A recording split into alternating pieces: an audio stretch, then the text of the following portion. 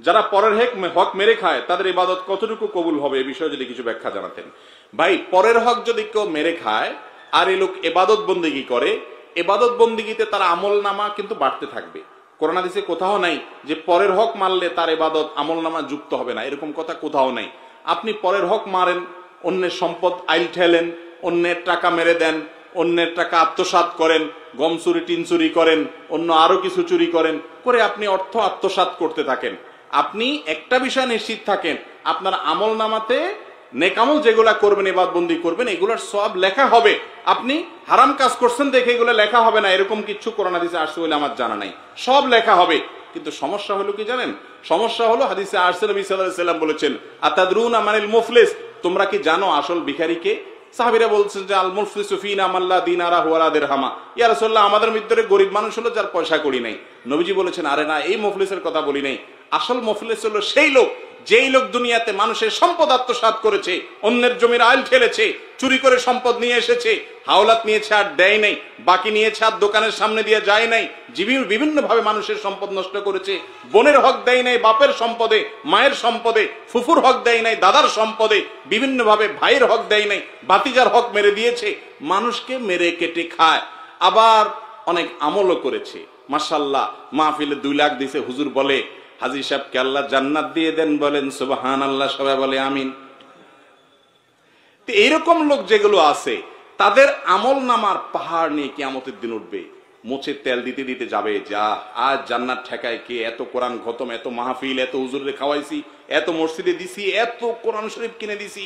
হুজুর যত আছে দেশে, এমন কোন হুজুর নাই আমার এলাকাতে গ্রামে যেগুলোর পেটে আমার খানা নাই। সবার পেটে খানা আছে, সব গরিবের পেটে খানা। কত দান সদকা করছি। আর কোরআন তেলাওয়াত, শুধু দান সদকা নাকি, হজ, উমরা, জিকির, আজকার, তাহাজ্জুদ, কপালে সিল, কত আমল করছি মাশাআল্লাহ। মোসে তাও দিতে দিতে যাবে জান্নাত, সামনে কত দূর কে জানে। আল্লাহ রাব্বুল আলামিন হাদিসে আসছে, ওই জায়গায় যখন ওই লোক আমলের পাহাড় নিয়ে যাবে, কিন্তু ওই যে মানুষের হক মারছে আবার সাথে ইবাদতও করছে, আমলের পাহাড় নিয়ে যাবে, তখন আল্লাহর কাছে কিছু লোক এসে ঘিরে ধরবে তাকে। ঘিরে ধরে বলবে, আল্লাহ, এই যে লোক, ইয়া বড় হাজি সাহেব, গাজী সাহেব, শেখ সাহেব, মুফতি সাহেব, মালানা সাহেব, সভাপতি সাহেব, সেক্রেটারি সাহেব, কেশিয়ার সাহেব, সদস্য সাহেব, কমিটি সাহেব, অমুক সাহেব, তমুক সাহেব, এই সাহেব অনেক আমল করছে, আল্লাহ সব ঠিক আছে, মাগার আল্লাহ, আমি একজন রিকশাওয়ালা ছিলাম, অন্যায় ভাবে আমাকে একদিন একটা থাপ্পড় দিছে, ভাড়াটা দেয় নাই। আমি তো দুনিয়াতে আর জোর করে আদায় করতে পারি নাই, ক্ষমতা ছিল না। তুমি তো আহকামুল হাকিমিন, তুমি তো সকল বিচারকদের শ্রেষ্ঠ বিচারক, তোমার তো ফামাই ইয়ামাল মিসকালা যাররাতিন শাররান ইয়ারা, চুল পরিমাণ খারাপ কিছু করলেও তুমি তার বিচার করার কথা, আমি আজকে বিচার চাই।